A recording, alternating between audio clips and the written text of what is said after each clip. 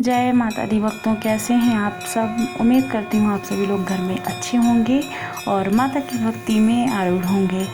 तो मित्रों, आज मैं आप लोगों के लिए लेके आई हूँ माता दुर्गा के तीसरे दिन की पूजा, यानी कि जो नवरात्रि होती है उसमें तीसरे दिन माता चंद्रघंटा की पूजा होती है। तो उन्हीं के बारे में मैं सारी जानकारी आप लोगों के लिए लेके आई हूँ और कथा आरती भी साथ में मैं आपको सुनाऊंगी।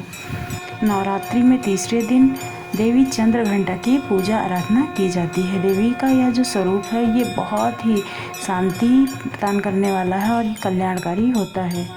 इसलिए हमें इनके इस पवित्र विग्रह को ध्यान में रखकर ही इनकी पूजा आराधना करनी चाहिए। हमारे शास्त्रों में लिखा हुआ है कि अगर हम माता चंद्रघंटा की पूजा करते हैं तो हमारे इस लोक और परलोक दोनों के लिए कल्याणकारी सिद्ध होता है।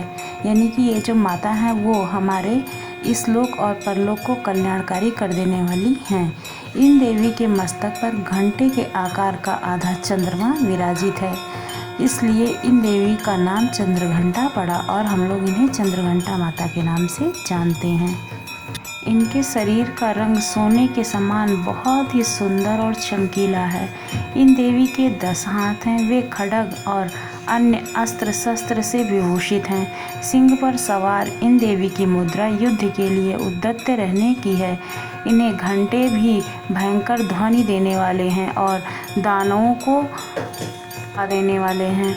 नवरात्रि के तीसरे दिन इसी देवी की पूजा का महत्व होता है। इन देवी की कृपा से साधक को अलौकिक वस्तुओं के दर्शन होते हैं, दिव्य सुगंधियों का अनुभव होता है और कई तरह की ध्वनियाँ सुनाई देने लगती हैं।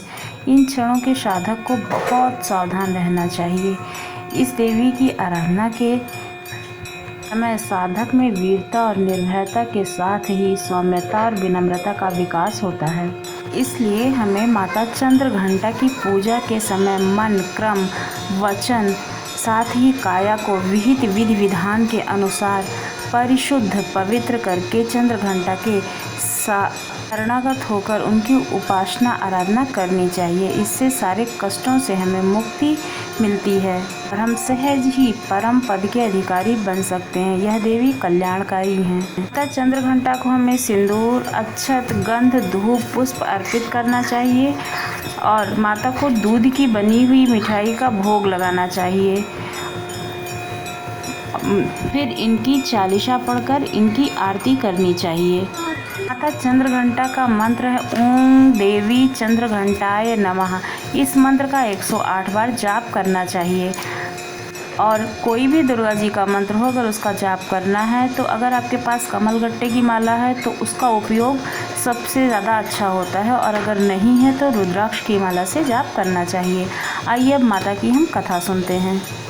बहुत समय पहले जब असुरों का आतंक बढ़ गया था तब उन्हें सबक सिखाने के लिए माँ दुर्गा ने अपने तीसरे स्वरूप में अवतार लिया। दैत्यों का राजा महिषासुर राजा इंद्र का सिंहासन हड़पना चाहता था, जिसके लिए दैत्यों की सेना और देवताओं के बीच युद्ध छिड़ गया।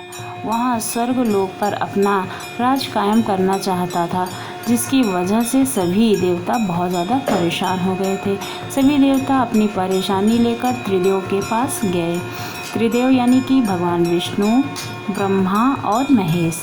त्रिदेव देवताओं की बात सुनकर क्रोधित हुए और एक हल निकालने लगे। ब्रह्मा, विष्णु और महेश के मुख से ऊर्जा उत्पन्न हुई जो एक देवी के रूप में प्रकट हुई। इन्हें हम चंद्रघंटा माता के नाम से जानते हैं।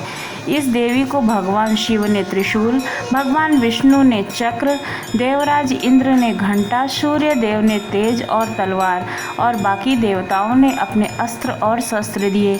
इस देवी का नाम चंद्रघंटा रखा गया। देवताओं को बचाने के लिए माता चंद्रघंटा ने महिषासुर का वध करने का निश्चय किया और महिषासुर के पास पहुंची।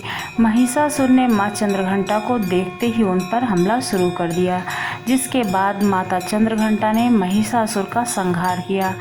दोस्तों, अगर आपको इस कथा के बारे में विस्तार पूर्वक जानना है तो हमारे चैनल पर दुर्गा सप्तशती का 3रा अध्याय दिया हुआ है। उस अध्याय में इसके बारे में सविस्तार वर्णन है, आप जरूर देखिएगा। अब हम जानते हैं कि माता चंद्रघंटा को क्या क्या भोग अर्पित करते हैं। माँ चंद्रघंटा की पूजा करने के बाद उन्हें अक्षत, पुष्प, गंध, सिंदूर और धूप अवश्य अर्पित करना चाहिए। इसके साथ माता चंद्रघंटा को चमेली का पुष्प अर्पित करना चाहिए क्योंकि ये अत्यंत प्रिय है।